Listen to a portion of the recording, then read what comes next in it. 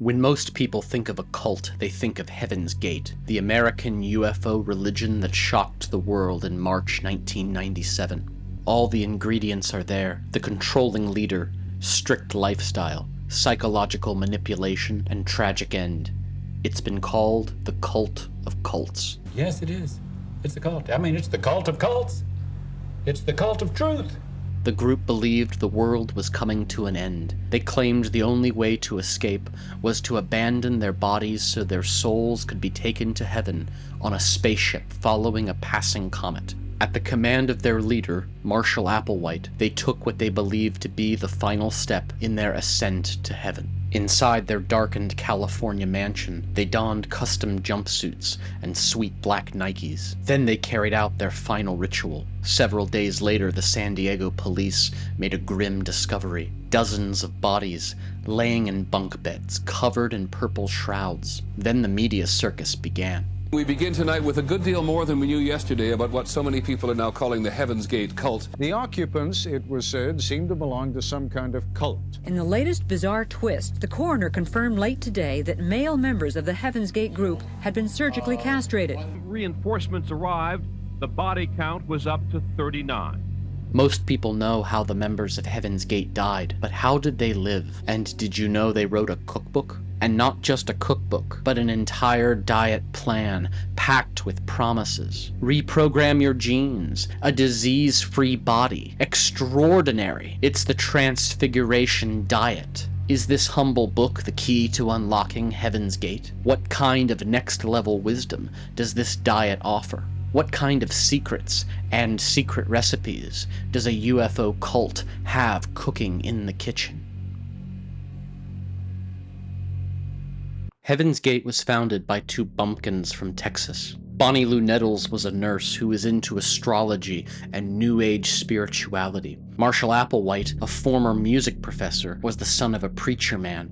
Nettles was working at a hospital when she met Applewhite in March 1972. Both were at low points in their lives. Nettles was separated from her husband. Applewhite had been fired from his teaching job for having an affair with a male college student. After their first meeting, Nettles claimed she knew Applewhite in a past life, and the two had a divine mission. On New Year's Day, 1973, they both abandoned their families and hit the road together. After some Bible study and astrological readings, they went public, claiming to be the two witnesses from the Book of Revelation. The two traveled America recruiting followers, preaching that a spaceship would come to take them to the next level of existence beyond the stars. Followers had to purify themselves of everything human. The body was only a vehicle that had to be shed so the soul could ascend to the next level. The two's identities also changed. No longer just prophets, Nettles was God the Father, while Applewhite was Jesus Christ reincarnated. They now called themselves T and Do, a reference to the musical scale. Do, re, mi, fa, sol, la, ti, do, so, do. For members of Heaven's Gate, every part of life was ordered.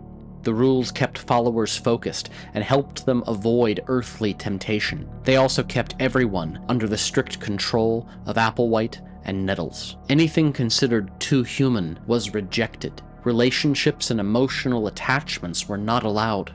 All sexual activity was forbidden. Followers had to give up their possessions and were not allowed to contact family or friends on the outside. Cultists were only allowed approved books, TV, and movies, mostly science fiction.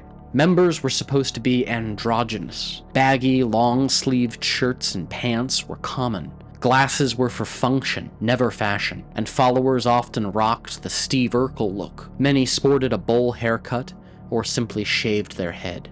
Even food and drink were highly regulated. This is where the cookbook comes in. Heaven's Gate had its own culinary vocabulary. Meals were called experiments. Recipes were formulas. Nobody ate food in Heaven's Gate. Instead, your vehicle would consume its daily fuel. The group consumed together, and every person received the same fare. Even meal prep was a means of control. Gas cooking flames had to be a certain height. Pancakes all had to be the same size. One bizarre story involves a dinner of chili mac, a classic American comfort food made with ground beef, cheese, and macaroni. The recipe card called for Lowry's seasoned salt, but the members assigned to get groceries picked up McCormick's brand instead. This would not do, and everyone got a severe lecture from Marshall Applewhite and Bonnie Nettles. If they couldn't do a simple task like this, how would they be ready for the spaceship? How could they ascend to heaven with McCormick's seasoned salt? But regardless of the salt, I don't want to imagine what the collective restroom would have smelled like that night. Applewhite called the modern Western diet the sad diet. Fried foods, alcohol, caffeine, and processed snacks were all rejected. He claimed it was better to eat young, recently growing foods like bean sprouts and fruits, since they had more positive energy. Like a lot of Americans coming out of the 1970s, Heaven's Gate latched on to fad diets. Members followed vegetarian, fruitarian, and juice diets. They even tried Hippocrates' diet from ancient Greece. The group did a 3-month master cleanse, where followers lived on a daily mixture of water, lemon juice, maple syrup, and cayenne pepper. Despite all this, and though she promised to take her followers to heaven on the spaceship, Bonnie Nettles died of cancer in June 1985. Marshall Applewhite suffered a mental breakdown following the loss, but continued to lead the cult alone.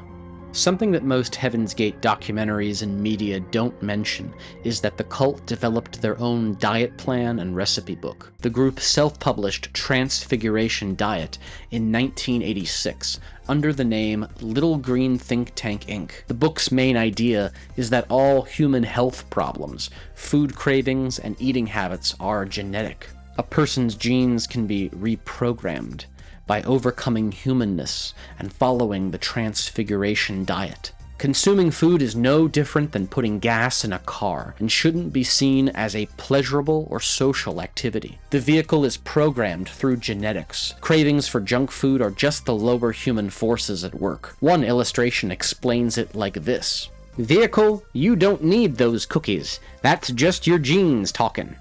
By George, you got it."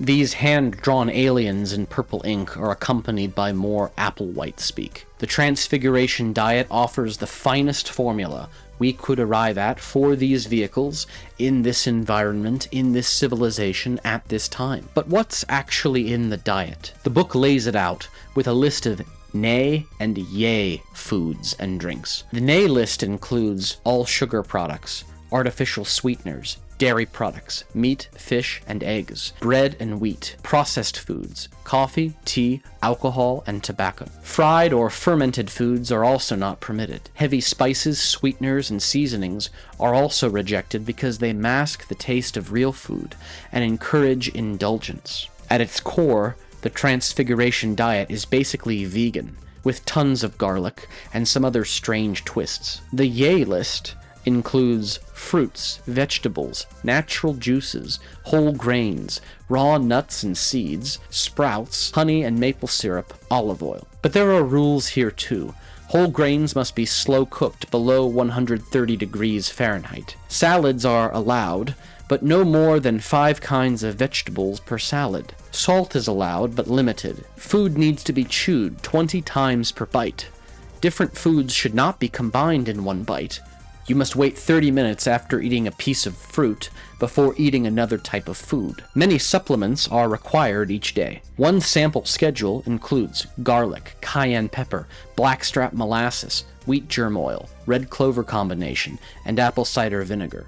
But the most common supplement is a laxative called Naturalax, taken 3 times a day. I just hope the bathroom at the Heaven's Gate mansion was well ventilated. The recipe section is long, but limited on actual recipes. Most of it is just Marshall Applewhite explaining how to make steamed vegetables. But there are some dishes to try. There's a little green potato soup made with basil, soy sauce, and tons of garlic. Also a veggie grain casserole with your choice of barley or rye. The back of the book has extensive notes about herbs, tinctures, and teas. Tips for travelers, where they recommend packing a stash of garlic, olive oil, and soy sauce to season your airline food. There's also an urgent appeal to open little green restaurants across America to reach as many people as possible. The cult tried to break into the fad diet scene of the 1980s, but the book never took off, and the Transfiguration Diet became one of the many weird and dubious diets of the time. Thankfully, few people, if any, joined Heaven's Gate for the food.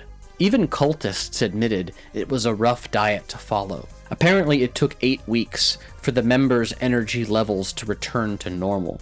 The Transfiguration Diet lacks protein, and I'm not a doctor, but taking all those laxatives every day can't be good either. So where did Applewhite and friends get their ideas from? A lot of the Transfiguration Diet has its origins in the mucusless diet system, first proposed in the early 1900s by Arnold Ehret. Ehret claimed that all diseases were caused by excessive mucus in the body, and certain foods were to blame. These mucus-causing foods included red meat, dairy products, wheat, and sugar. Eating fresh, raw fruits and vegetables would reduce mucus and lower the chance of disease. Regular fasting was also recommended to purge toxins from the body. Ehret rejected germ theory and thought white blood cells were harmful to the body. He also taught that rice caused leprosy, and insanity could be cured by fasting. To help people adjust to the mucusless diet, Ehret sold a mail-order supplement called the Inner Clean Intestinal Laxative. U.S. government inspectors later revealed it was a fraud. It was nothing more than chopped-up herbs, red algae extract, and sand. Another major influence on the Transfiguration Diet was John R. Christopher, an American herbalist and alternative medicine advocate. Christopher taught that all diseases, including cancer and mental disorders, could be cured through the right herbal formulas. He also promoted a version of the mucusless diet. Christopher was also a devout Mormon, and his dietary advice seems to follow the Word of Wisdom, a Mormon religious text that rejects alcohol and stimulants. At the beginning of Transfiguration Diet, the Littlegreen Thinktank claims they began their research in 1975, and that countless people have approached them over the years asking about the diet. The opening pages have over a dozen glowing reviews.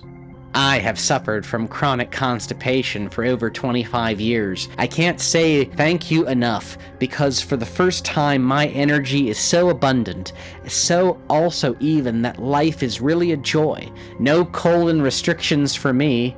Janice Reed, resident nurse, Washington, D.C. I have had strong, recurrent headaches ever since I was a teenager. I have followed the Transfiguration Diet and herbal remedies and feel that my chemistry and nutritional balance has been corrected. Now I can finally say, no more headaches. Ann Fenton, Arlington, Virginia. I didn't know that my diet had anything to do with my periodic spells of depression and anxiety. By eating the right foods, it helps me maintain a more positive and happy attitude. It worked for me. Thank you. Mr. Orange, New York, New York. A surviving Heaven's Gate member named Sawyer admitted in an interview that these are fake names, and the reviews were written by cultists. Something like the Transfiguration Diet would be hard enough to follow under normal circumstances, even without having to live up to the divine expectations of a space alien Christ incarnate. So it's no surprise that the followers of a Gnostic UFO cult can't resist cheating sometimes. Surviving member Sawyer explains, I cheat on the diet, which Tian Do also in this way thought was of value, but not in behavioral ways. Cheating on the diet was like giving the horse, vehicle, a sugar cube every now and then to get better performance from a happier vehicle. Even Bonnie Nettles, the father god of Heaven's Gate, gave in to temptation and baked cinnamon rolls for the group. By the early 1990s, the cult abandoned the Transfiguration Diet. The vegan, garlic, laxative ways of the olden days faded into memory. One sample meal plan, likely from the mid-90s, was as follows. Breakfast, hot cereal with raisins. Midday, salad, Swedish meatballs, mashed potatoes, corn, rolls, iced tea. Evening, meat sandwich, pickle, chips, drink. These foods are extravagant compared to rations of steamed vegetables and thrice daily Naturalax. But as the Hale-Bopp comet lit up the sky, and the end drew near, Applewhite and his followers indulged. A videotape from December 1996 shows members making chocolate desserts to celebrate Christmas. During their final week, they went for pizza. The group's fabled Last Supper was also decadent. On Friday, March 21st, 1997, the cult went to a Marie Callender's restaurant. Everyone ordered the same meal, a 3-course dinner of house salad with tomato vinegar dressing, turkey pot pie, and blueberry cheesecake for dessert, washed down with iced tea. The next day, they began their final ritual. The menu for Saturday, March 22nd, was a combination of lethal drugs with a choice of pudding or applesauce, paired with a shot of vodka. For years, the followers of Heaven's Gate had committed to shedding every scrap of their humanity out of devotion to a self-proclaimed alien messiah. They abandoned family, friends, and careers. Some of the men, including Applewhite, were voluntarily castrated to help overcome earthly temptations. Of course, in the end, they took their own lives to chase a spaceship that never came. On March 26, 1997, police found 39 bodies in a rented San Diego mansion. They also discovered 7 quarts of Starbucks Java chip ice cream in the freezer. A final clue? A treat saved for later? We will never know. There are a lot of dark and bizarre elements to Heaven's Gate, but I hope this deep dive has given you some insight into a more obscure part of their story. Thank you to all friends of the channel. We cover a lot of obscure, misunderstood, or just plain weird corners of history and culture. So if you're into that, please subscribe. If there's a cult story that you want unpacked, or just a strange tale from the 90s that you're interested in, put it in the comments. We read them all. Until next time, keep watching the skies, and don't eat the applesauce.